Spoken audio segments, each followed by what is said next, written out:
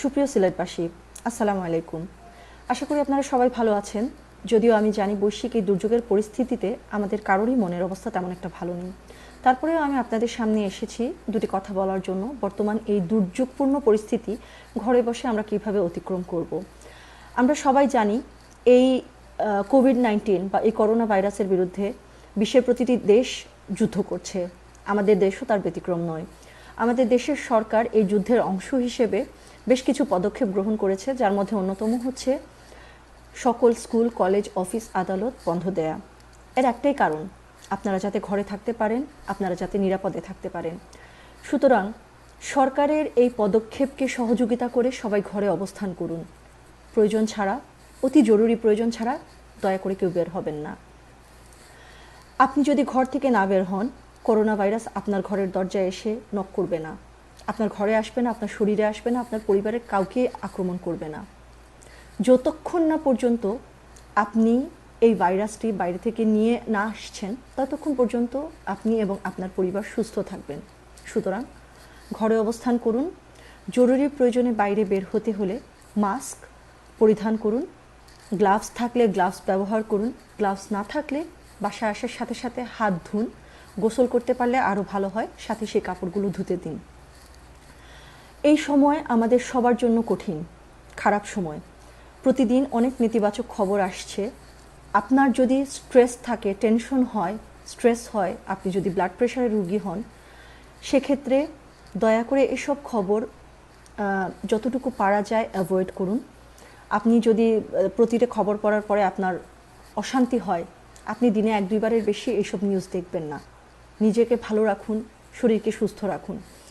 এই শরীরকে সুস্থ রাখতে হলে আপনাকে স্বাস্থ্যকর খাবার খেতে হবে, যার মধ্যে শাক, সবজি, মৌসুমি ফল ফলাদি অথবা ভিটামিন সি সমৃদ্ধ খাবার, যেমন লেবু, কমলা লেবু। এরপরে আছে আপনার ফাইবার জাতীয় খাবার অথবা প্রোটিন সমৃদ্ধ খাবার, ডাল, মাংস, মাছ। যতটুকু আপনি পারেন সেটুকু আপনি আপনার খাদ্যাভ্যাসের মধ্যে অন্তর্ভুক্ত করতে পারেন। এর সাথে আপনার ইমিউন সিস্টেমকে বুস্ট করার জন্য, আপনার শরীরের রোগ প্রতিরোধ ক্ষমতাকে বাড়ানোর জন্য প্রতিদিন এক্সারসাইজ করুন। ওয়ার্ল্ড হেলথ অর্গানাইজেশনের গাইডলাইন অনুসারে বড়দের জন্য মিনিমাম 30 মিনিট আর বাচ্চাদের জন্য 1 ঘন্টার এক্সারসাইজ করাটা জরুরি। আপনি এই সময়টা, এই এক্সারসাইজের সময়টা আপনার বাচ্চাদের, যদি বাসায় বাচ্চারা থাকে, বাসায় যদি মুরব্বীরা থাকে, তাদেরকেও ডেকে নিয়ে আসুন। তাদের জন্য মডিফাইড ভার্সন এক্সারসাইজ দেখিয়ে দিন, বাচ্চাদের জন্য ফান টাইপের এক্সারসাইজ দেখিয়ে দিন। সুস্থ থাকার চেষ্টা করতে হবে আমাদেরকে এই পরিস্থিতিতে।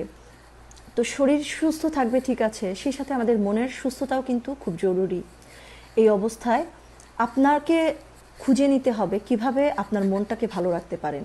কেউ কেউ আছেন গল্পের বই তাদেরকে মনের আনন্দ দেয়, কেউ আছে গান শোনা, কেউ আছে কথা বলা, গল্প করা। সেক্ষেত্রে বাবা মা ভাই বোনদের সাথে গল্প করতে পারেন, ফোনে আত্মীয় স্বজনদের সাথে, বন্ধু বান্ধবদের সাথে গল্প করতে পারেন। এছাড়াও আমরা যারা ধর্মে বিশ্বাসী, আস্তিক মুসলমানদের জন্য বলবো যে পুরো ফ্যামিলি নিয়ে জামাতে নামাজ পড়তে পারেন। যেহেতু এটা একটা সময়, যেহেতু মসজিদে যাওয়াকে ডিসকারেজ করা হচ্ছে এই বর্তমান পরিস্থিতিতে, জাস্ট এই সময়টার জন্য, সেহেতু পরিবারের সবাইকে নিয়ে জামাতে নামাজ পড়তে পারেন। বাচ্চারাও শিখলো, কোরআন তেলাওয়াত করতে পারেন, একসাথে বসে কোরআন তেলাওয়াত করতে পারেন, সূরা মুখস্থ করতে পারেন, বাচ্চাদেরকেও সূরা মুখস্থ করাতে পারেন। তারপরে হচ্ছে যারা অন্য ধর্মের আছেন, তারা আপনাদের ধর্মীয় রীতিনীতি যেগুলো আছে বাচ্চাদেরকে শিক্ষা দিতে পারেন, বড়দের সাথেও আলাপ আলোচনা করতে পারেন। এই জিনিসগুলো কিন্তু মনকে ফ্রেশ রাখবে। কারণ যে কোনো দুর্যোগের সময় অবশ্যই আমরা যারা আস্তিক, আমরা জানি প্রতিটা জিনিসই সৃষ্টিকর্তার ইশারায় হচ্ছে এবং তিনি অবশ্যই এ ব্যাপারে জ্ঞাত। আমাদের সবাইকে বেশি বেশি করে দোয়া করতে হবে, প্রার্থনা করতে হবে যাতে এই দুর্যোগটা চলে যায়। বাসার বাচ্চারা অনেক খারাপ একটা সময় অতিক্রম করছে, তাদের সময় কাটার আসলে কোনো ব্যবস্থা নেই, যেহেতু স্কুল নেই, খেলাধুলা নেই। সেক্ষেত্রে তাদেরকে কিছু রুটিন করে দিতে পারেন। তাদেরকে তাদের পাঠ্যপুস্তকের সাথে বাইরের বই সংযুক্ত করে দিন, বই পড়তে উৎসাহিত করুন।